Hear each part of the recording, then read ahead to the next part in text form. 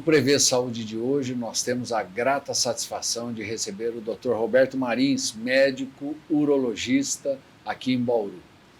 Dr. Roberto, já para iniciar o programa, como estamos no Novembro Azul, eu gostaria que o senhor explicasse para o nosso telespectador o que é a famosa próstata, o que é esse órgão que no homem é causador ou é a causa de uma grande quantidade de câncer.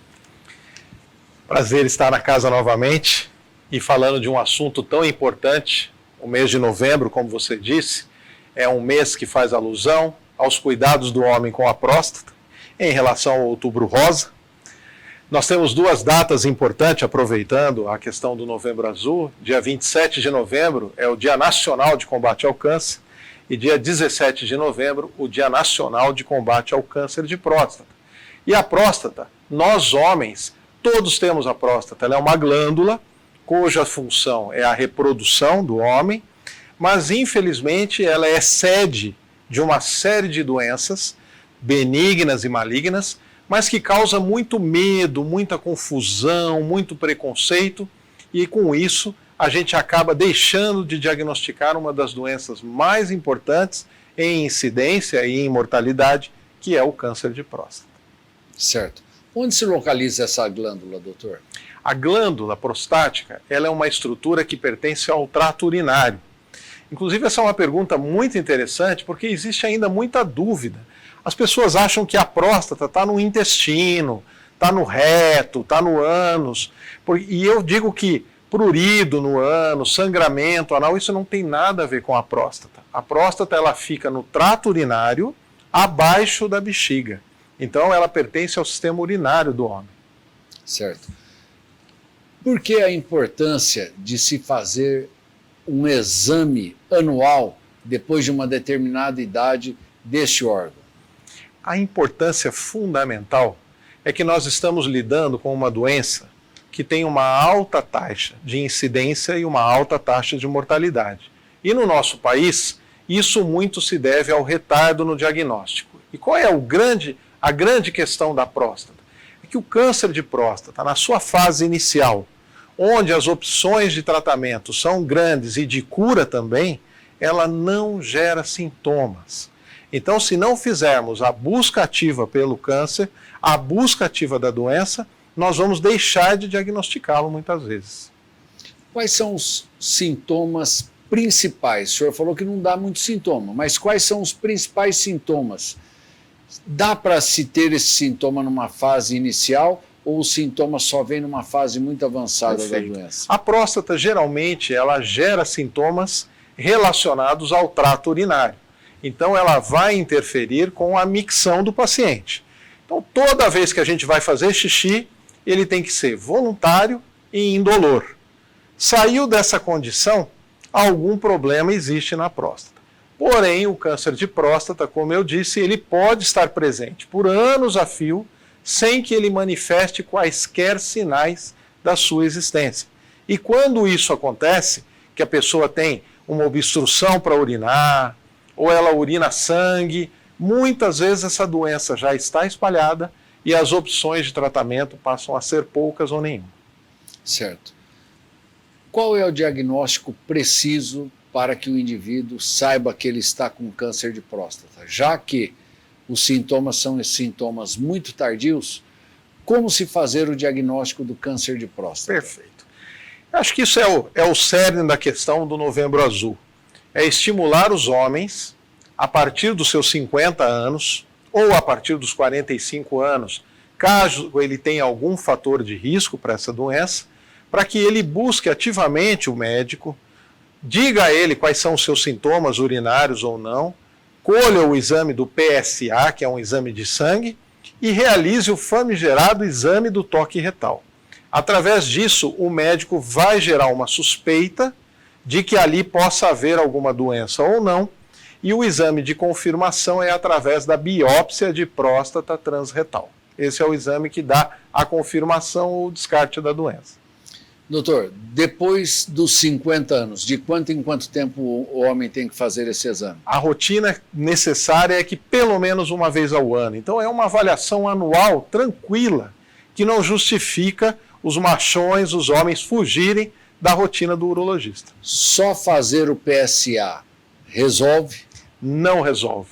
Nós sabemos que o câncer de próstata altera sim os valores de PSA, mas nós temos uma porcentagem dos cânceres que não mexem com os valores de PSA. Então, a análise única do PSA pode gerar, às vezes, uma falha no diagnóstico se o exame do toque não for feito. Nós sabemos que a maior incidência desse tipo de câncer é na terceira idade, mas adultos e jovens também pode ter, Roberto? Olha só, o câncer é uma doença que pode ocorrer em qualquer fase da vida, no caso do câncer de próstata também.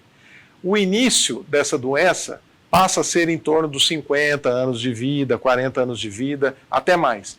O pico de incidência é na 7ª década de vida. Mas nós já tivemos casos, por exemplo, nos hospitais que eu trabalho, de indivíduos que tinham o câncer com 25 anos, que infelizmente teve uma evolução ruim. Mas a incidência do câncer de próstata, ela aumenta com a idade. Então, a ideia realmente é que a partir dos 50 anos você faça essa avaliação, porque as chances dele ocorrerem se tornam maiores. Sabe-se então que com o passar da idade, a chance aumenta do homem ter esse tipo de problema. Antigamente falava que se a gente chegasse aos 90 anos, a chance da gente ter um câncer de próstata seria perto de 90%. Exatamente. E o fator hereditário, onde entra aí? Por exemplo, meu avô faleceu aos 92 anos, vítima de um câncer de próstata. Eu tenho fator hereditário ou ele tinha o câncer de próstata porque ele já estava com 90 anos? Perfeito. A herança genética hoje é já um fator de risco que é sabidamente considerável para os pacientes que possam ter o câncer. Então, se você tem histórico familiar do câncer na sua família, no caso do câncer de próstata, a sua chance de ter a doença ela é aumentada. Então, a herança genética é um fator de risco. E depois nós sabemos que alguns fatores ambientais também são responsáveis pela geração da doença, como, por exemplo, a dieta rica em gorduras, o sedentarismo e o estresse. Tabagismo e álcool não entra nisso? A priori não tem estudos ainda provando, a gente sabe que o álcool e o cigarro têm os seus malefícios sim, ou no caso do tabagismo em relação ao câncer de bexiga, já é um fator de risco considerado, mas bons hábitos de vida, eles são fundamentais para que a gente possa evitar esse tipo de doença. Alguns produtos químicos podem também associar-se a isso e levar a uma maior incidência? Sem dúvida. Os câncer de próstata, ele é multifatorial, onde ainda não conhecemos todos os fatores responsáveis. Mas com certeza a interação de vários agentes carcinogênicos podem sim estar relacionados à gênese da doença. O senhor falou que os sintomas são tardios, mas aparecem. Esses sintomas o senhor falou que é dificuldade miccional, aquela pessoa que vai fazer o xixi, chega lá, 2, 3 gotinhas, acabou. Acorda várias vezes à noite. O que mais pode dar de sintoma? Perfeito. É importante ressaltar que esses sintomas miccionais, eles não são necessariamente específicos do câncer de próstata. A próstata, ela pode gerar outros tipos de doença que não só o câncer. E geralmente esses sintomas irritativos e obstrutivos urinários, eles são decorrentes do aumento da próstata, que a gente chama de hiperplasia prostática. Isso não quer dizer que seja exclusivo também da hiperplasia. O que tem que ficar claro para os nossos telespectadores é que o câncer de próstata, nas suas fases iniciais, ele não gera nenhum tipo de sintoma. Daí a sua necessidade de rastreá-lo de forma ativa, do paciente procurar o médico para fazer essa busca. Voltando ao assunto do câncer. Quantos são os tipos de câncer? Existe tumor benigno da próstata? É só maligno? Como é isso? Perfeito. Existem os tumores benignos, que na verdade é a hiperplasia, que é um processo natural do envelhecimento, onde o homem tem o seu aumento prostático progressivo à medida que envelhece, e isso é, vamos dizer assim, individual para cada homem. E existem os cânceres malignos, do qual o adenocarcinoma é o mais frequente, e esse sim responde pela ocorrência de letalidade e risco de morte. Uma vez descoberto o câncer, numa fase inicial, qual é o tratamento, doutor? Nós temos vários tipos de tratamento, por falta de um, onde visa-se realmente fazer uma abordagem para poder eliminar aquela doença, ou seja, buscar a cura. Hoje o tratamento preconizado de bom efeito de resultado é a cirurgia radical, ou seja, é a remoção cirúrgica da próstata e da vesícula seminal e dos gânglios que ficam próximos à próstata no intuito de se remover a doença. Então é a famosa prostatectomia radical. Isso daí para os cânceres que estão retidos na próstata. Exato. Quando você consegue diagnosticá-los nessa fase inicial, onde as chances de cura são maiores. E para aqueles casos de hiperplasia benigna, como o senhor falou que a próstata aumenta, como tratar? Esse tipo de doença, que também pode ter um desfecho ruim, pois pode levar a uma perda do rim, por exemplo, por conta de uma doença que não tem nenhuma malignidade, o tratamento é feito ou à base de medicamentos ou mesmo de cirurgias desobstrutivas, totalmente diferente da cirurgia radical para o câncer de próstata. Certo. Com relação ainda ao câncer de próstata, que o senhor falou que a maior parte é o adenocarcinoma. Quando você pega ele já numa fase mais avançada, que não está in situ, qual é o tratamento? Nós temos hoje, de uma maneira geral, tratamentos sistêmicos baseados tanto no bloqueio hormonal, na castração do paciente, uma vez que a testosterona alimenta esse tipo de câncer, e através dos tratamentos quimioterápicos que também são possíveis de serem realizados. A radioterapia para tratamento de câncer de próstata não é indicado? Existe também o tratamento radioterápico com bom êxito, principalmente para cânceres que são localizados na próstata ou que têm uma pequena extensão extraprostática. Porém, para tratamentos sistêmicos, aí já entra em voga as medicações, como eu disse, quimioterápicos e os bloqueadores hormonais. Roberto, uma vez que esse câncer dissemina, ele tem a maior chance de disseminar para onde? Ele adora, o câncer de próstata adora o tecido ósseo. Então, o primeiro local que ele manda suas metástases são para os ossos do organismo. E a gente consegue rastrear isso através de exames chamados de cintilografia óssea, onde conseguimos enxergar as áreas de captação que podem sugerir essas metástases.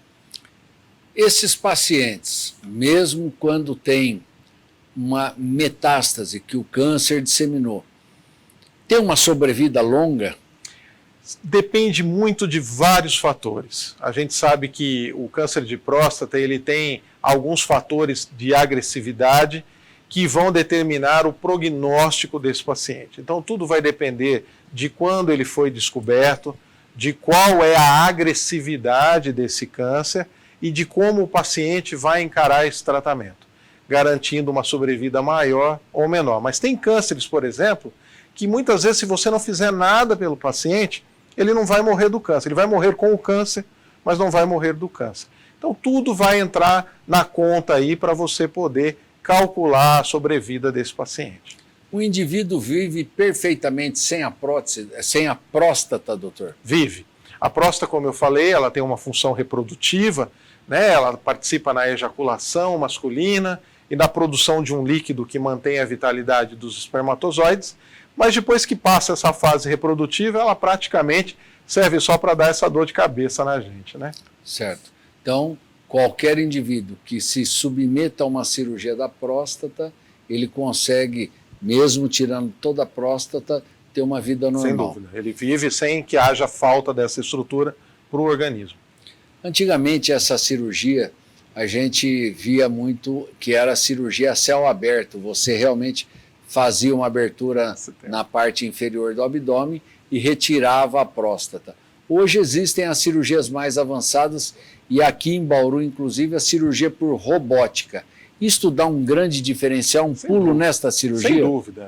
A cirurgia radical de próstata é uma cirurgia de grande porte, é uma cirurgia extensa, com uma série de riscos inerentes ao próprio ato cirúrgico. Quando fazemos, e ainda fazemos, a cirurgia aberta, esses riscos são altos por conta da própria morbidade cirúrgica que ela impõe. Com a cirurgia robótica, esses riscos foram minimizados, o porte cirúrgico continua alto, mas com menos morbidade. Então o paciente tem um menor tempo de internação, tem uma melhor taxa de recuperação e um menor número de sequelas definitivas que a cirurgia pode deixar, que é a impotência e a incontinência urinária. Então, ela realmente está revolucionando o tratamento desse tipo de doença.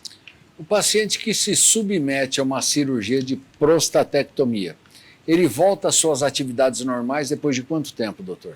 Geralmente, um paciente que faz uma cirurgia dessa, vai depender, obviamente, de uma série de fatores, mas considerando que a cirurgia transcorreu tudo bem, ele vai ficar umas 2 semanas utilizando uma bolsa, uma sonda, né, no canal da urina, que garante que aquela costura que foi feita onde estava a próstata cicatrize de forma adequada.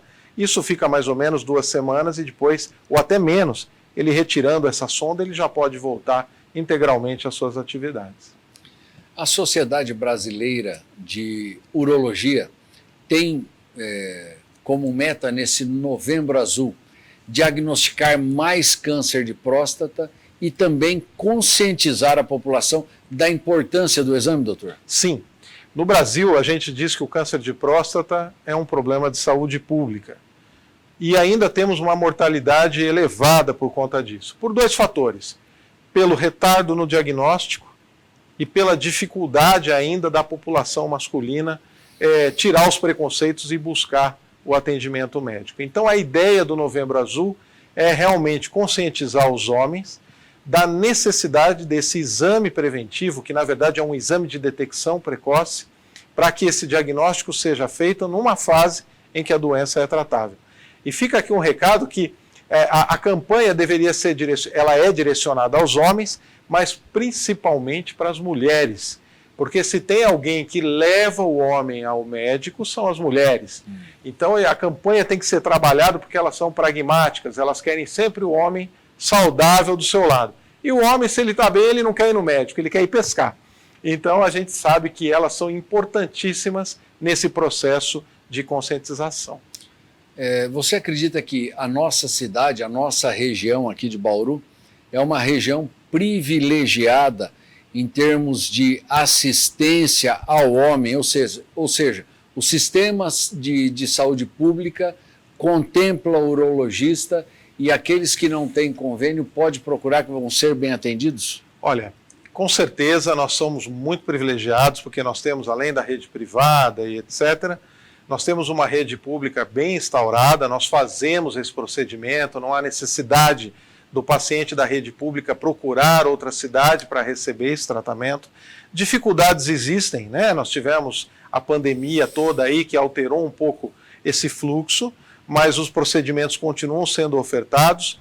E se você me permite, nós temos uma pérola hoje na cidade, que é o Serviço de Orientação e Proteção ao Câncer, o Serviço de Orientação e Prevenção ao Câncer, SOPC, que é um serviço municipal, que presta esse atendimento especializado à população de uma forma pública e que tem uma eficiência fantástica, pois o acesso a ele é muito rápido e dali para a rede Hebe Camargo de atenção ao câncer, o paciente também consegue dar sequência no seu tratamento.